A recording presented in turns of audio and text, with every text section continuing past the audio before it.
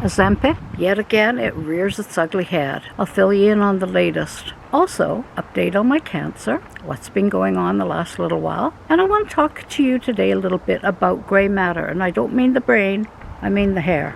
Sort of all interrelated in a strange kind of way. Hi, I'm Denise. Welcome to Travels in My Chair. Kind of a little bit all over the map today, I think, eh? Conversations about Ozempic again coming up. Interesting new discoveries. I put little quotations because I wonder who's funding them. Ozempic. And latest on my cancer. And some discoveries I've made since I've let my hair go gray. Good and bad. So we'll start with Ozempic. I was watching a podcast on YouTube and they were talking about Howie Mandel, if you remember from America's Got Talent, and Sharon Osbourne. Were having a discussion about her weight loss on Ozempic. She had lost 45 pounds. And she admitted that she was happy that she did, but she got, in a way, addicted to the fact that she was losing weight and so didn't want to stop and ended up losing too much. That's why she had those razor-sharp cheekbones. So she regretted that. She did not regret being on the drug. The problem is that now, as she's having, is she can't gain the weight back. And that is my problem. And that's why I'm even talking about Ozempic today. But during that conversation, they talked about how studies are showing that Ozempic is good for Parkinson's disease sufferers, people with heart problems, and also fertility problems. Now, it makes you wonder how Ozempic could go from being the worst drug in the history of man almost, I'll be exaggerating here of course, to now all of a sudden it goes blank, you don't hear about it for about a month, and now it's up again with all these good things. So you got to wonder who the heck's funding these studies, and if they're real. I don't know, and I'm just putting that question out there. If you want to know what Ozempic did to me, it's been 2 years since I've been off it.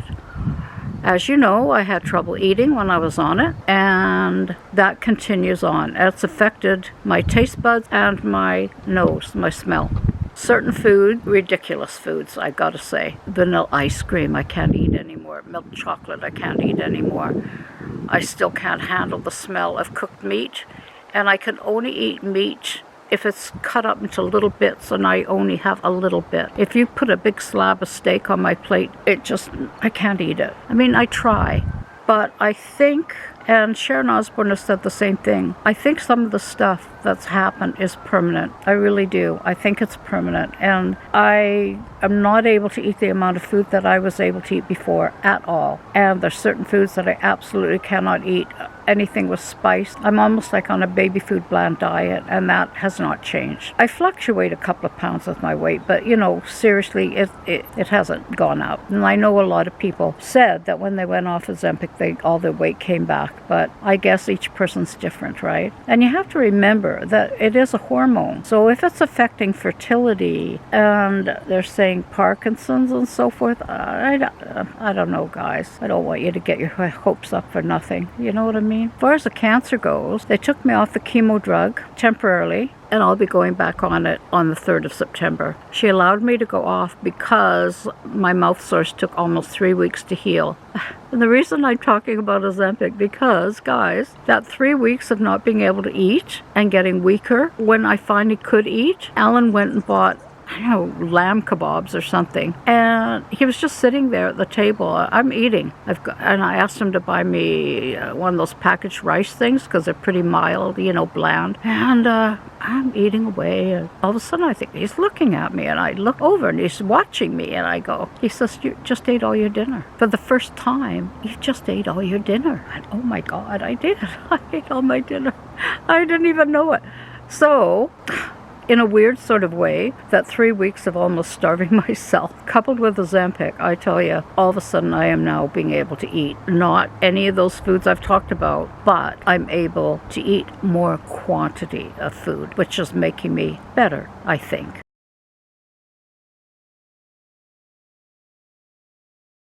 So that's how Ozempic and my cancer journey have all tuned in. I don't get another CT scan till October, so I won't know if being on the chemo is affecting my tumors on my lungs or not, but I'll keep you in tune. So then I want to talk about gray matter, hair. One of the good things that happened in COVID was me and all my friends decided to let our hair grow. We weren't allowed to go anywhere. So there was no use in getting waxed and pedicured and manicured and eyebrows threaded and hair dyed and Botox, whatever. We weren't going anywhere. We were stuck at home, right?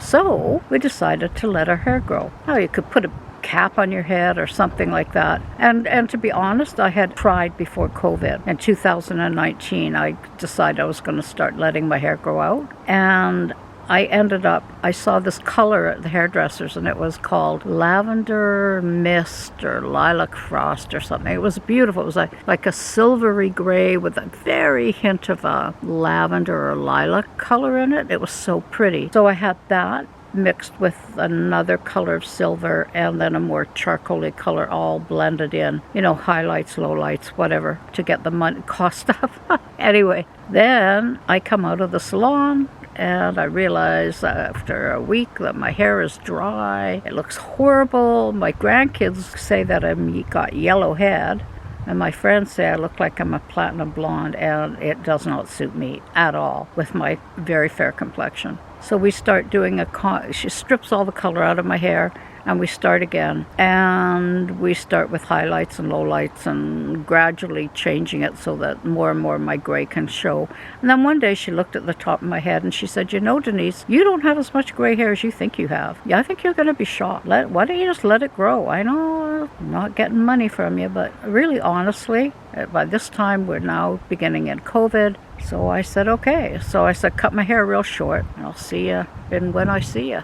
So we cut my hair real short, and I let it grow out. And 3 of my friends, their hair grew out to be pure, beautiful, thick silver manes. Oh my gosh, I was so jealous. Mine came out like this, but it came out really wavy, and I let it grow because I wasn't getting it cut. It came down here. I loved it. And then, of course, when the cancer came back in 2021, there went all the hair, and all for naught. But this is what I discovered about gray hair, girls. You probably found too. You get ignored. You get ignored in stores. You get ignored when you go to a dental office or a medical office where the bench is up high and there's plexiglass in front, and they have to look down on you, and you can't really hear very well because, you know, you're getting older. You get ignored. This is what's happened to me on numerous occasions. If it was just once, you know, I wouldn't even say. But this is a common occurrence.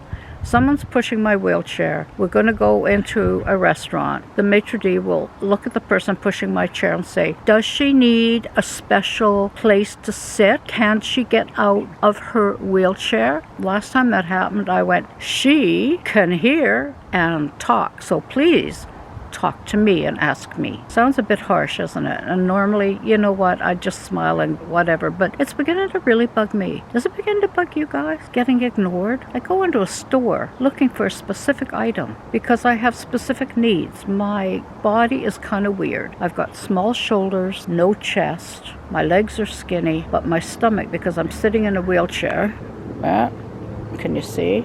Sticks out. So therefore, I can't wear tight-fitting stuff, and I need something that'll give me the flexibility around my stomach. So I go into a store in Vancouver that's been recommended to me for a specific shirt blouse, okay, large size, just to get it needs to have some stretch in it so it can stretch over my tummy. I go into the store, and those 2 sales associates are talking at the back of the store, and they totally ignore me. One gives me kind of an eye, and the store's empty, guys. It's a big store. There's me, and I'm thinking to myself, boy, these guys are probably working on commission. Well. So I wait, and I find the blouse I'm looking for. It's on a mannequin, and all the others are way up high, hanging. And you know, that's a problem when you're in a wheelchair. Either stuff is too low or it's too high, but either way, you can't reach it safely. And I'm by myself. So I wait. Finally, I go over to the counter and I ask if I could have some assistance. And it was like begrudgingly, as if I was nothing. And she finally got a few blouses down and took them into the changing room. And you know, I have to say I have problems with working a changing room too. Anyway, I managed, and they didn't fit. Over my stomach, that was the problem, didn't fit. Thank you very much for all your help. No help at all. And as I was going out of the store, about halfway to the door, I could hear them talking to each other. Well, I knew she wasn't going to buy anything anyway. It was just a waste of time. Well, that's where you're wrong. Because if I'd found the blouse that would fit me with a bit of assistance, I would have probably bought maybe 2 blouses and probably some pants. That's why I like to shop in the stores that know me, really, because they know what my body is and they know my sizing. But I would have, but they didn't have the white blouse that I was looking for, and I still haven't got one. So there you go. But if you notice that you're being ignored as a gray-haired person, a person of age, or if you have a disability and you feel like you're being talked to in a condescending fashion, you got to speak up for yourself. And I'm not saying to be a sarcastic old lady. No, I'm not saying that at all. What I'm saying is smile, be polite, but be insistent. And if somebody says to you and treats you like you're blind, deaf, or dumb, you got to set them straight and do it politely in a nice way. But you don't need to put up with it.